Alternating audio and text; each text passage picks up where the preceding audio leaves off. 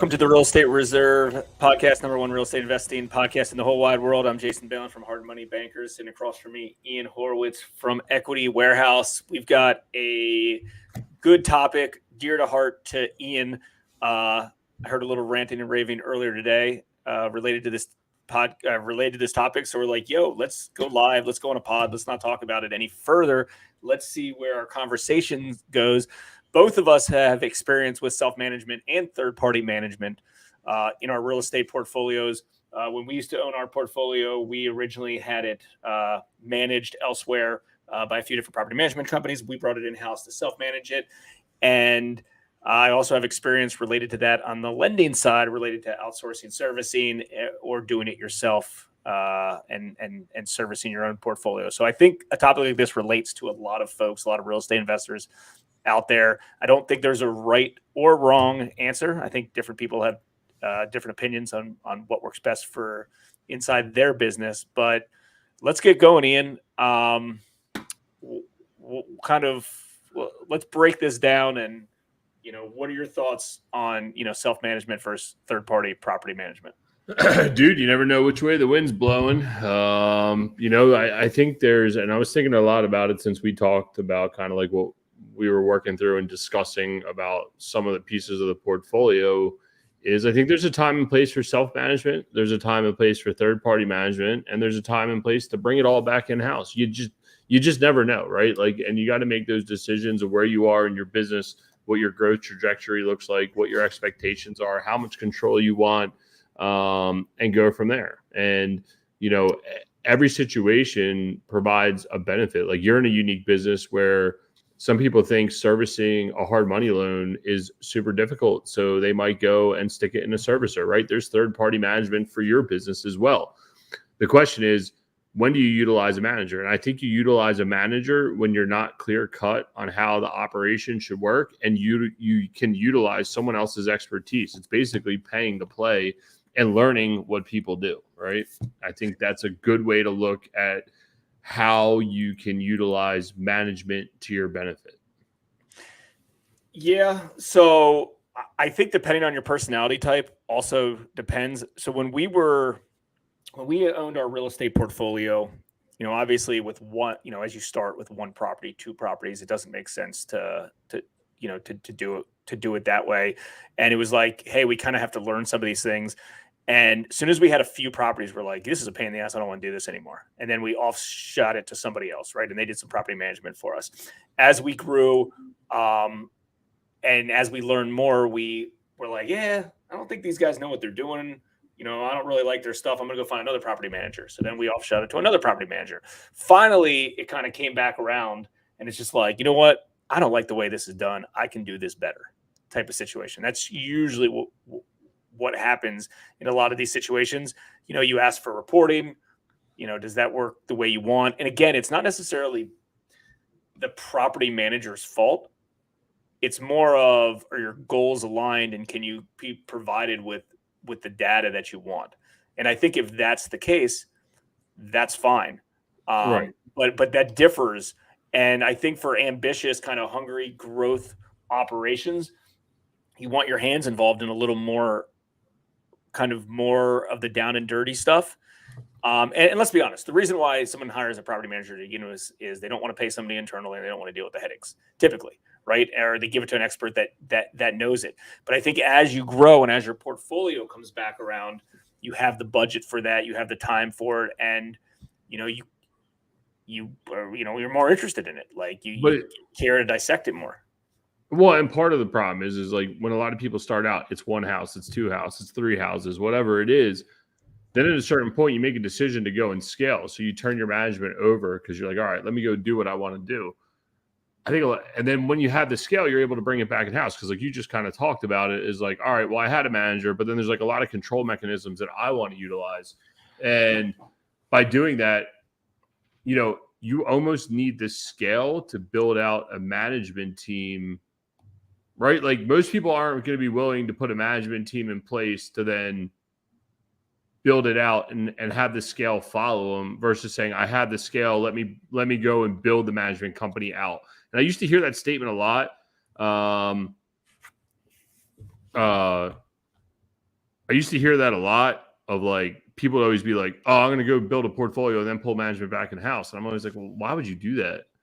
But then like when you start seeing some certain like control mechanisms that you want, or like softwares or other things that you want to implement, or you think you can do a better job, or you want more control of the situation and have more granular data at your fingertips, it becomes necessary that you might want to bring management back in house. But you should have the scale to be able to put key players in place to be able to do that immediately. Well, and also like keep in mind, unless you're self-managing it like yourself, you don't have a budget to pay somebody to do that until you reach a certain scale. How many properties? Let's just talk about single family, then we'll move over to multifamily and self-storage and apartment and commercial and stuff like that. On your single family rental portfolio, how many properties do you need in order for you to bring somebody in the house, like full-time employee? Like in the office to manage? Just management, aligning maintenance or construction crews on turnovers. And I mean, those don't have to be full-time folks, obviously, but like, collecting rent, answering calls. Obviously you can divert your service calls, processing payments, things like that. Yeah, I would say, you're probably in the 20 range. Just say at the 10 range, you start hiring some hired help. 20, you're starting to look at some office help, right? Like there's a lot of stuff that goes on. 20 lease renewals, that becomes 2 a month, right? Like there's a lot of stuff to do for that. There's a lot of paperwork. There's a lot of bills that got to get paid. There's a lot of accounting that's going on the back end on a daily basis, right? When you have 20 properties, it's probably, as you start to get to 30, 40, it really becomes apparent and grow from there. But I think an inherent thing that everybody should look at when they're doing this, whether it's single family, multifamily, industrial, self-storage, I don't care what asset class you're in, including Airbnbs, you should charge your entity a management fee. And the reason why is because when it's time to go and hire the help, you're already extracting that management fee. It's the same way when people flip houses and they're like, well, I'm going to be the realtor on the deal. Well, you didn't make any money. You just ripped the 6% and put it in your pocket. Like that doesn't count as making money, dude. Like that was a fee that if you weren't a realtor is getting paid to an external source. Like you should not count on that money, right? Like, and I think, or I should be the lender on the deal. And it's just like, right. you just flipped the house and you made 10 grand. And you put your own money into that whole deal. It's like, you made 4% on your money actively right. doing that. Like that's right. not a good investment. No, not at all. And it's like when you watch that and like too many people are like, oh, well, I'm going to get rid of the management fee because we can handle it. I'm thinking like, nah, dude, it still costs for you to have people, you have staff, right? Like you have operational costs. Like at a certain point, your time becomes more important than anything, that you want to be able to put people in place to help you manage that so you can then get some of your time back to continue to grow. Again, most people aren't underwriting single family deals like that. I'll manage myself. So now they're saving 10%. Now they're pressing a deal that's trash, right? Because now they're like, well, I got 10% less expense. But then when they go to have someone manage it because they realize they hate managing their property, now they're breaking even because they gave up that 10%, and that all they were making was that 10%. So taking that extra time and underwriting it like you're giving it like you're going to have someone manage it, underwrite it like you're not taking any debt, right? Like those are the two important things that you should be doing in every single deal when you're running them. And that'll put you in a better place to make decisions when it's time to do it, because you already know it's a fixed cost to the property. Do you guys self-manage, or do you have a management company for your single family rentals? What's that? Do you guys self-manage, or do you have your own, or do you have a third-party management for your single family rentals? Oh, we self-manage all of our single families. All your single. Was that like a trick question? No, dude, I wasn't like, it wasn't like, for some reason, it wasn't resonating with me. I'm like, what is he asking at me? I was like staring at him, like just the way you said it. I was like, what? But okay. Yeah, no, we self-manage. Okay. So walk somebody through that process of what that takes and the parties involved. To self-manage. So again, a lot of this comes from having the scale of our multifamily units, that we have someone in the office who is a day-to-day. Raquel handles the day-to-day with the tenants. She interacts. She does the lease renewals. She does the leasing. She does all that stuff, right? And then we have 2 full-time maintenance guys who run around and handle the maintenance on all the properties. God love them. And then, obviously with our scale, we have some other higher level management in place with Ryan, who runs that whole team and that whole division. But in the end, really all we need is for a portfolio of, say, 50 single family houses is really one person in the office and probably one maintenance guy. And that's probably overkill. So. Got it. And like turnovers and things like that are, you're just subbing that out, right? Like you don't have a maintenance division that's doing, or you don't have a construction division that's doing all that. So our heavy turns are being subbed out, and then our lighter turns are being done by our guys where they can go in and touch up the paint, fix the odds and ends, right? Like that's all done in house. So got it. Yeah, I'm just trying to compare how you guys do it, compare, and get some tips and tricks for everybody listening, based on what portfolio size does it make sense to do it ourselves? When does it make sense to outsource it? When does it make sure to keep it in place? Because I know a lot of folks that I know do it in-house. They self-manage it, but a lot of those folks also are, dominant personality types. They treat it like a real business. Like this is their full-time job, right? They're trying to acquire more and more and more, and they're setting themselves up for scalability. Right. Exactly. And you need those key players in place to be able to continue to grow, right? Like, and there's this seesaw effect when you're going from whatever 0 to 5 to 10, right? Like we keep talking about it, but it is true. When you are in, I think going from nothing to 1 is the hardest effing thing in the world to do. And then you get into this nice, comfortable like rhythm. And then you try to go from 5 to 10, and it could be 5 to 10 houses. It could be 5 million to 10 million in revenue. It could be 5 to 10 employees, whatever it is. When you have to get uncomfortable and switch up how your business is working, it hurts. Who's winning the soccer game? How'd you know that's what I was watching over here? Yeah, because that's all you like to do is watch soccer and golf. But no, dude, seriously, like when you're going from that 5 to 10 and moving along that path, there's a lot of rubs and struggles and pain points and weaknesses that get exposed that make it tough for people to want to continue to grow. And it sucks. When you're trying to grow, it fucking sucks, dude. It is not all honky-dory. Yeah, buying the properties and doing the work like you normally had to do is fucking easy. Doing all the back end of capital management and employee management and building a management team and all these other things, they fucking suck, dude. Like they are a lot of work, dude. A lot of work.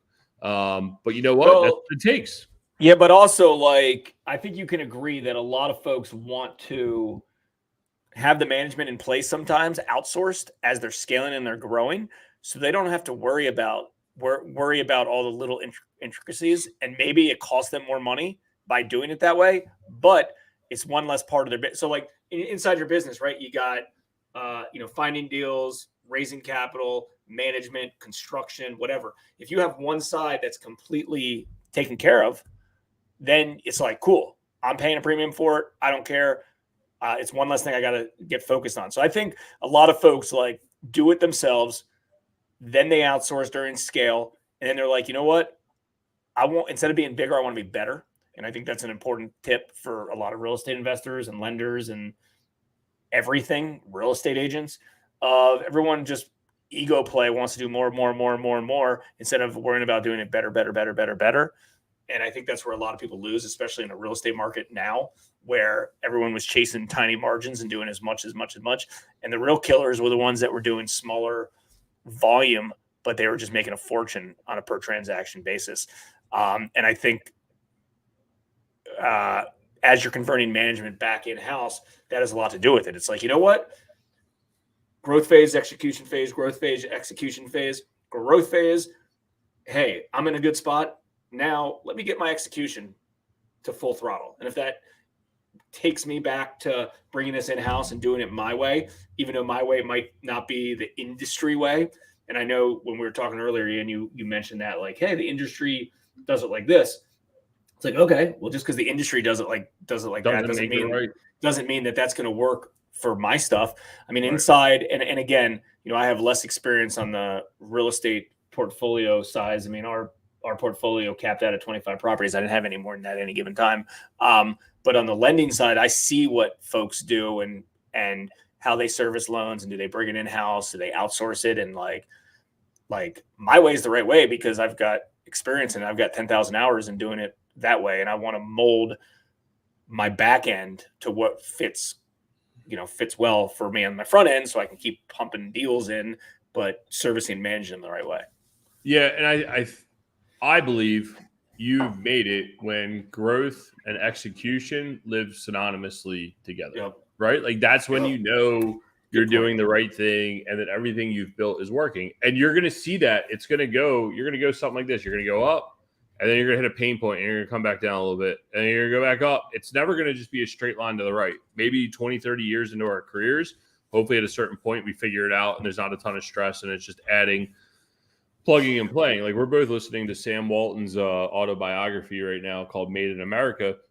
He talks about it. I'm right at the part right now where he goes, I knew I couldn't stop putting more stores in service, right? Like he knew he's hit it and off he goes. And I'm interested to see, obviously we know he IPOs and everything else, but I'm interested to hear what happens of how he went from, all right, I've figured it out. Now what happens, Yeah, that's a good point. What you just said as well, because you got to kind of treat your business as like you have a platform to do deals on. And like what happens? It's like, let's say you have a well-oiled machine, right? And it's like, great, I could do one more deal. I could do 100 more deals. And I have a platform in order to control that, right? So it's like, cool, rental property comes, it works.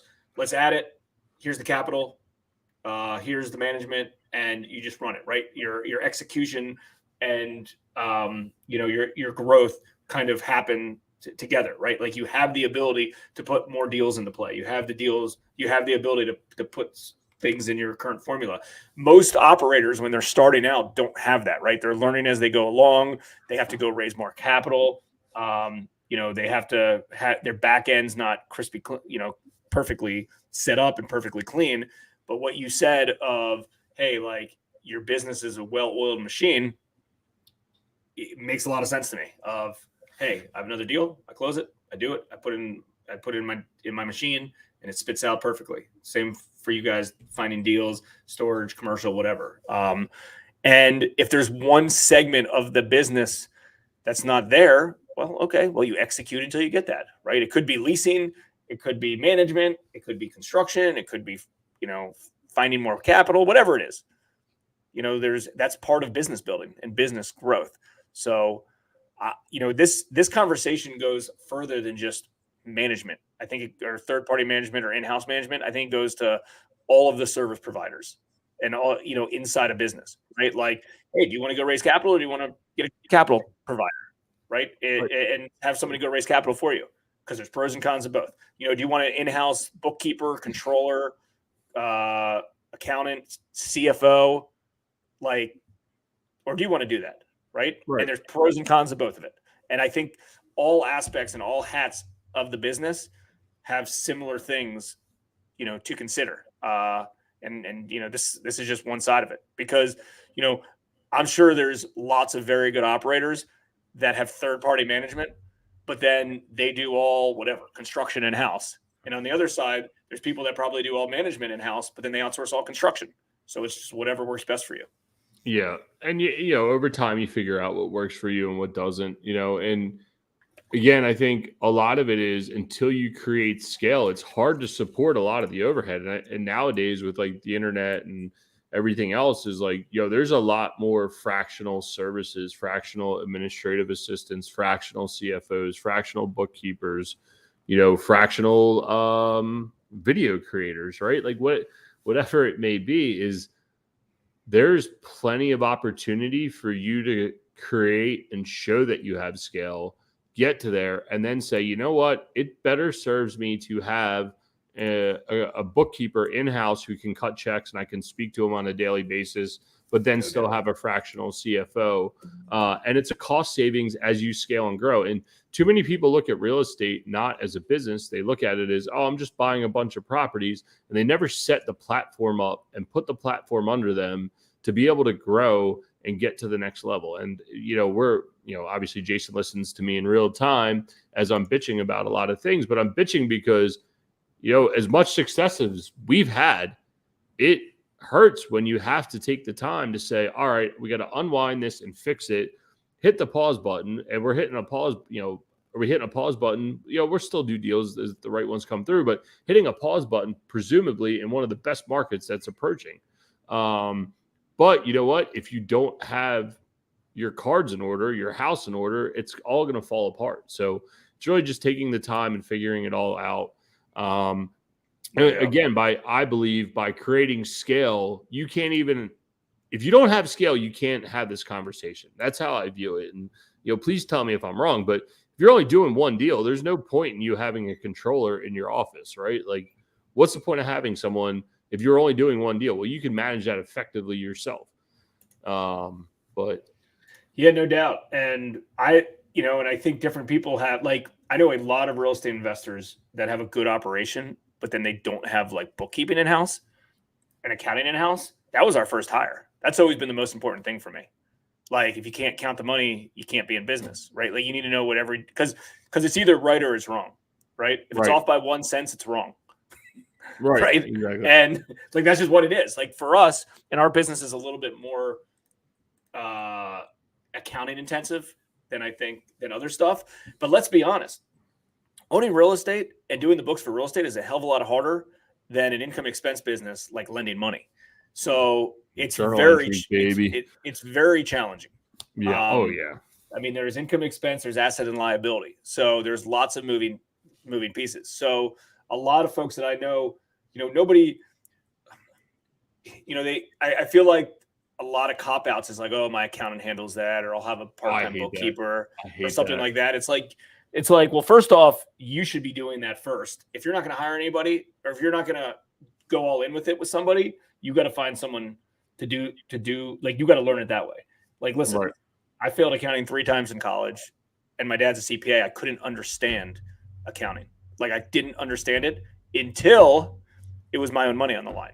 Yeah. And I had a freaking wake-up call, and I learned really, really, really quickly. I didn't understand how to do it on paper because debits and credits are backwards a lot of times. Like, a lot of things related to accounting does not make sense until it's a real-life deal and a real-life situation, and then it makes a ton of sense.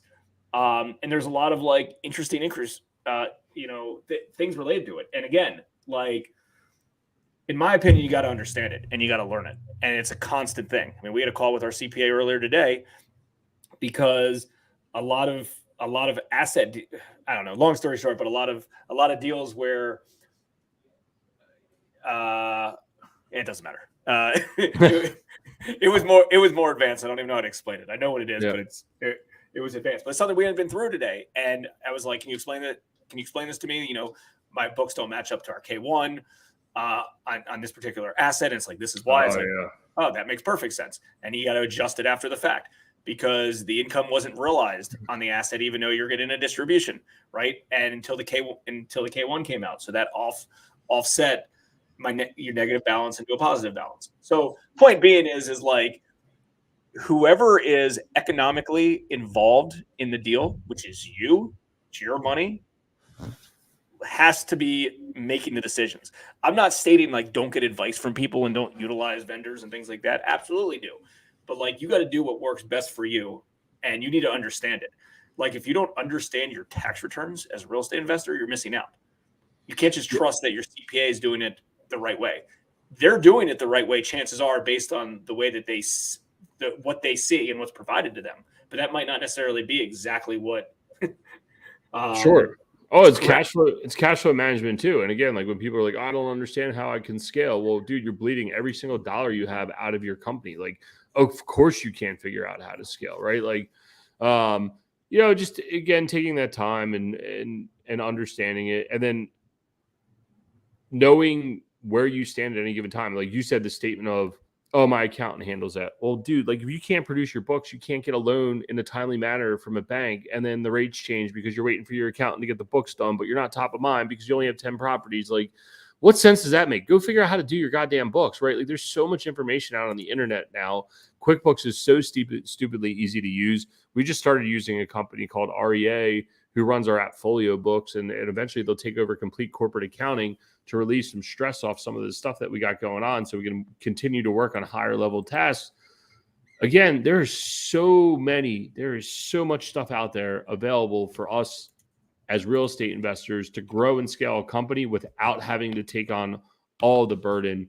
And this all relates to self-management versus third-party management. If you want to grow your business and say, I don't want to worry about the day-to-day, I just want to concentrate on buying deals and execute and like getting the CapEx done, then go get a manager. If you're like, okay, like we're in stabilization mode, I want to bring this back in house, have control of this for the foreseeable future. You're paying out $300,000-$400,000 a year in management fees. Well, I can make one or two key hires, or someone can go make a few key hires, set it up the same exact way, becomes a small profit center, potentially for you as the operator, or you have the team in place and you can make the best management company because you have more dollars to spend. It's the same thing with marketing.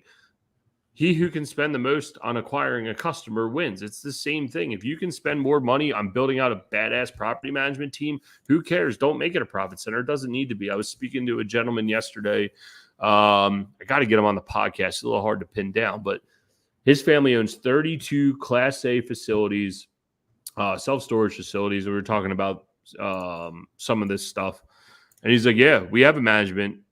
And it's all family money. There's no outside investors. It's all family money. And he's like, yep, we have a management arm set up. I said, well, why'd you do that? He's like, well, we pull down 5% off every single property. We put it into the management company. Our goal is not to make any money over there, but our goal is to have that 5% support everything we need for management staff rather than having it, because it felt like it was coming out of their pocket. So that's why they shifted the 5% over off of every property.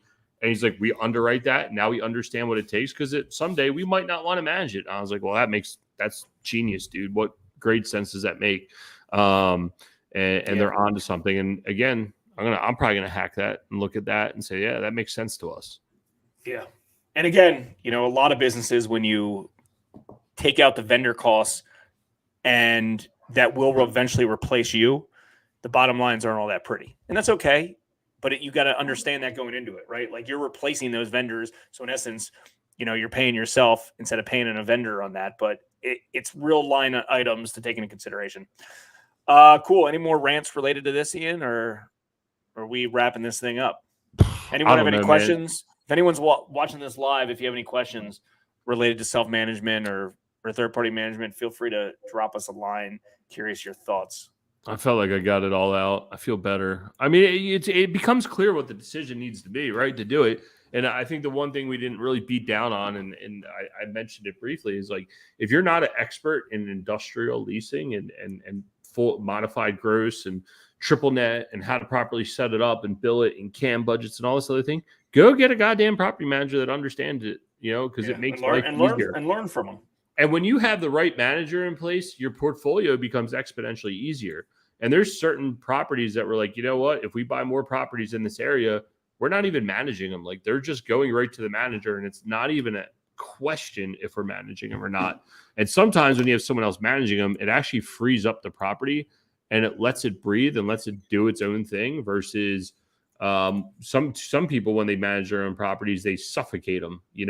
That's also an issue that you need to be cognizant of. You're spending more money than if a manager was managing it, so yeah, I mean, dude, there's a million ways to look at this. There's no right answer. The same way there's no right answer when someone looks at a deal and the other person looks at a deal. One person says it's a deal, another person doesn't. There's a billion ways to skin a cat. You need to do what's right for you, what's right for your investment model, understand your traits, understand your weaknesses, and utilize them to your advantage. If you're an I personality, you're probably not getting a lot of your maintenance in your books done because you're just like, fuck it, it'll be fine, right?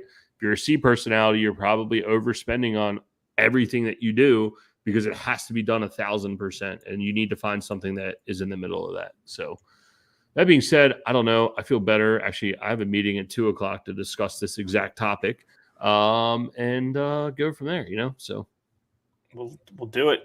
We'll all circle back and we'll reconvene on this topic in the future. I could have just done the meeting live. It would have been a great podcast. Yeah, right? let's kill a little bit of time. Send them the link. Send them this link, and I don't know who your meeting's with, but it'll be fun. Yeah, that would be fun. Yeah, we'll document the experience as we always do. and we're going to start documenting more stuff on passiveinvestingmastermind.com, start case studying some deals and these exact things and moving and shaking on these things. So, 2023 is coming, man. Let's gear up and fucking do it, So let's go. So, all right. Well, sounds good. If you guys got any value out of this, feel free to share it. More importantly, if you don't share it, if you could at least give us a nice rating on Apple, iTunes, or wherever you listen to your podcast, because it helps us with the algorithm. What does Glenn say at the end? Our announcer at the end on our video, it helps us with our algorithm or whatever it is. But now, if you guys got value, feel free to share it, because you know what? Someone out there might be struggling with this one issue. And if you share this podcast, you want to say, hey, man, thanks. I really appreciate that. And it helped me. And there you go. You started a whole new conversation or relationship. So we appreciate all you guys. Hopefully Thanksgiving was good. Holidays are coming. Got a great guest next week. And go USA. Peace. Thanks for tuning in to the Real Estate Reserve Podcast. Do us a favor and like, comment, and share our broadcast. It helps the algorithm and helps us spread the word too. Till next time, thank you for tuning in.